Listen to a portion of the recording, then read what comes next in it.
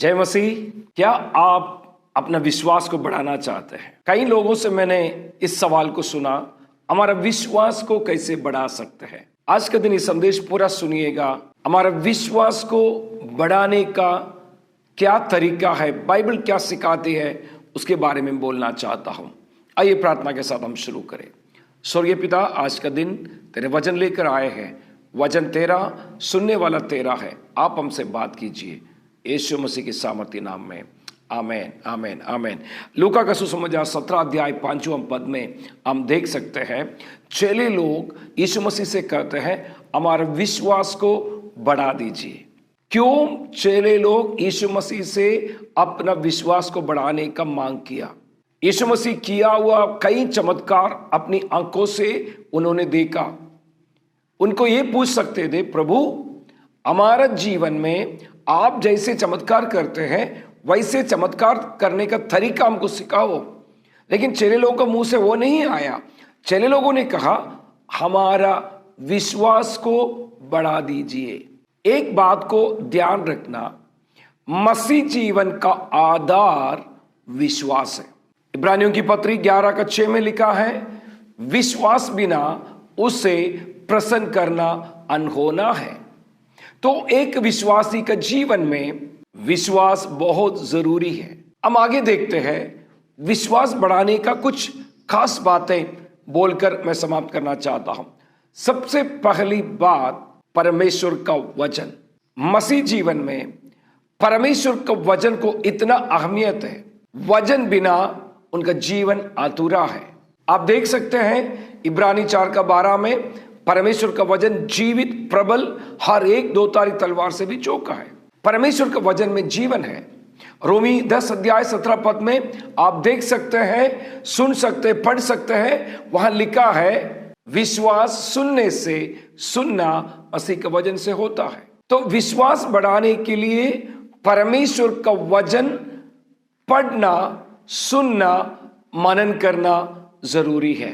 दूसरी बात जो मैं आपके सामने रखना चाहता हूं, परमेश्वर से प्रार्थना करना। पहले मैंने आपसे कहा वचन के द्वारा, दूसरा है प्रार्थना के द्वारा हमारा विश्वास बढ़ेगा। जब कभी हम प्रार्थना करते हैं, हमारे अंदर एक विश्वास है, मेरा परमेश्वर मेरा प्रार्थना सुनता है। यिर्मयाह 33:3 में, मुझसे प्रार्थना कर मैं तेरी सुनकर। मतलब जब कभी हम प्रार्थना करते हैं, परमेश्वर हमारी प्रार्थनाओं को सुनते हैं, वो हमारा विश्वास को बढ़ाने में मदद करते हैं।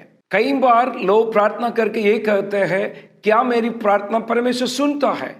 क्या उसको उत्तर मिलेगा? वहां अविश्वास प्रकट होते हैं।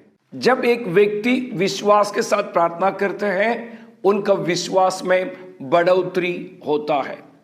इस बात को ध्यान देना। एक वचन देखेंगे, फिलिपियों की पत्री 4 अध्याय 6 और 7 पद पढ़ने से वहां लिखा है हमारा प्रार्थना में क्या होता है। प्रार्थना में शांति मिल जाती है, प्रार्थना में विश्वास का बढ़ोतरी होती है, विश्वास में बढ़ोतरी और हिम्मत हमारी मिल जाती है। याद रखिएगा, परमेश्वर के वचन के द्वारा, परमेश्वर से प्रार्थना करने से हमारा विश्वास का बढ़ोतरी होता है। तीसरी बात, परमेश्वर का वचन को मानना या आज्ञा पालन करना। पहली बात मैंने आपको बताया, परमेश्वर का वचन। दूसरा है प्रार्थना। तीसरा है परमेश्वर की बातों को मानना।